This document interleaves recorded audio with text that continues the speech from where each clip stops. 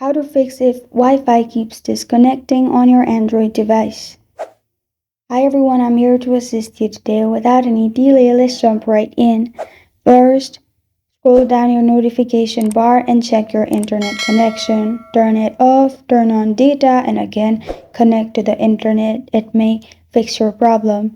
If it still does not fix your problem, restart your device. After restarted your device, simply check your Wi-Fi. If it still does not work, what you can do is open settings and click on system. In system, at the bottom, click on system updates.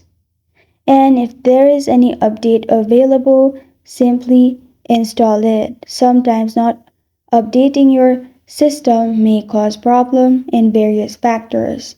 And this is how to fix if Wi-Fi keeps disconnecting on your Android phone.